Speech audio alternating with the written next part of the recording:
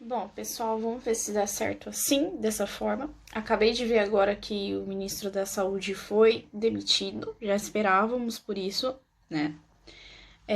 Mas vamos seguir em frente, vamos confiar que alguma coisa vai dar certo nesse país. Bom, pessoal, nossa aula hoje sobre lavagem das mãos, eu vou ensinar a técnica correta em outro vídeo que eu pretendo ou acoplar junto ou fazer em um conjunto de imagens, que nem eu fiz pro Instagram, mas um pouco mais elaborado aqui.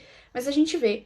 Mas hoje a gente vai falar rapidinho sobre a história da lavagem das mãos, onde foi que surgiu, como foi que as pessoas descobriram que lavar as mãos prevenia tantas doenças, tá?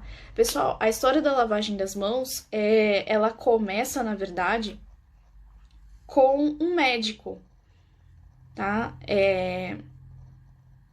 Lá em Londres, em 1825. Tá? Então, o que acontecia, pessoal? Lá em Londres, em 1825, nós tínhamos uma estrutura de atendimento dos pacientes muito errada. Tá? Esses pacientes, eles eram atendidos em cima de mesas, por vezes. Não tinha-se o menor cuidado, então eu tocava um paciente, tocava o outro com a mesma, com a mesma mão desprotegida, sem lavar as mãos, nada. Então, os médicos operavam, os médicos dissecavam cadáveres, eles faziam várias coisas e vários procedimentos sem lavar as mãos. E o que acabou acontecendo, pessoal? Os pacientes morriam, tá? Por quê? Esses pacientes se misturavam em suor, em sangue, em secreções, em locais úmidos. Por vezes, esses pacientes chegavam a acumular fungos em seus corpos. Então, era uma coisa absurda que acontecia. E aí, o que aconteceu? Buscar um tratamento hospitalar nessa época, para as pessoas da sociedade, era uma sentença de morte. Ninguém queria estar dentro do hospital, porque as pessoas sabiam que ali no hospital corriam pragas. Pragas que as pessoas na época chamavam de miasmas. Então, nós vivíamos a época da teoria miasmática ainda, onde as pessoas não tinham conhecimentos básicos de microbiologia. Então, elas não sabiam que existiam vírus, fungos, bactérias, que são esses tipos de organismos que causam as patologias, eles não sabiam disso. Então, nós estamos numa época tão absurda, digamos assim, que nós tínhamos profissionais que eram os caçadores de piolhos. Então, eles caçavam piolhos, insetos, eles eram tão bem remunerados quanto os médicos da época, esses profissionais, e eles viviam para caçar insetos, sujidades nos pacientes. Então, para você ver como uma coisa chegava a um nível absurdo. Essa teoria miasmática, gente, ela vai ser sustentada aí por muito tempo, até que o pessoal conheça um rapaz, o gargalo de carne, que nós vamos falar sobre ele na próxima aula, mas é o rapaz do gargalo de carne conhecido como Louis Pasteur. Então, depois que o Pasteur aparece, várias coisas mudam aí, tá? As pessoas começam a ter uma noção ali de microbiologia, é ele que dá um pontapé inicial nesses primeiros estudos. Mas antes dele, eu quero falar sobre o Ignaz Semmelweis, tá?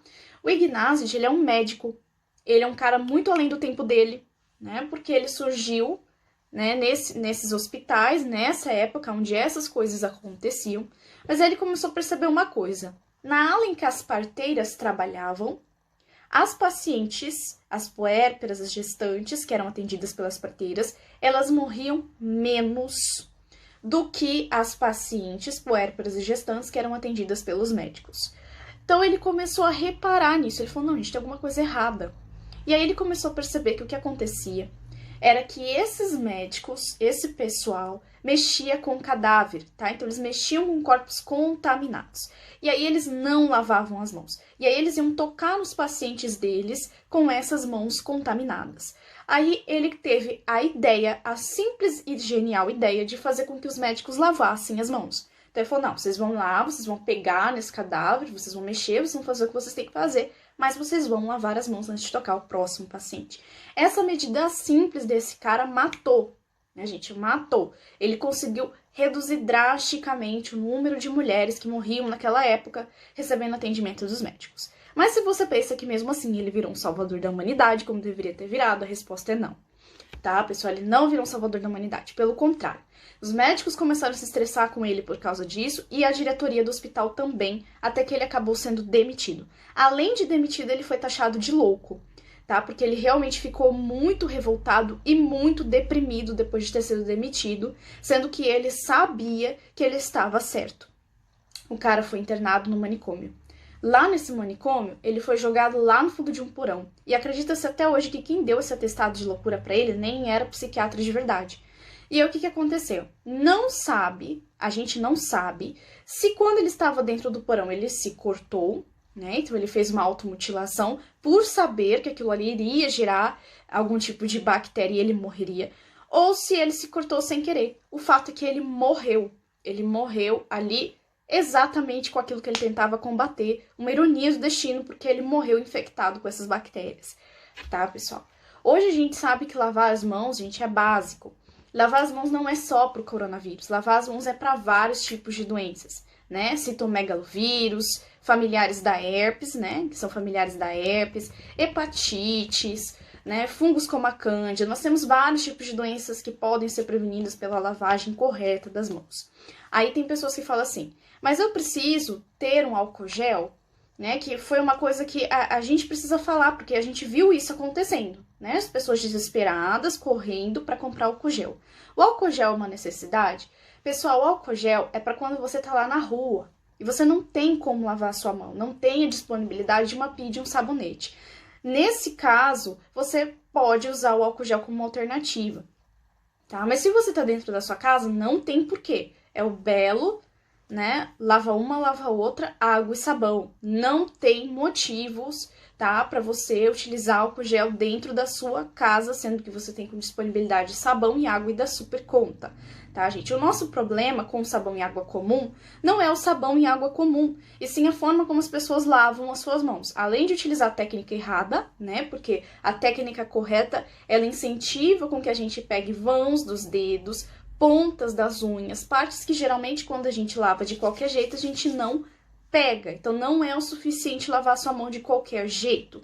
Mas quando você lava a sua mão com água e sabão com a técnica correta, você é sim capaz de eliminar muitos vírus e bactérias da sua mão. Então isso está sendo super necessário e a gente está vendo isso daí todo dia, tá?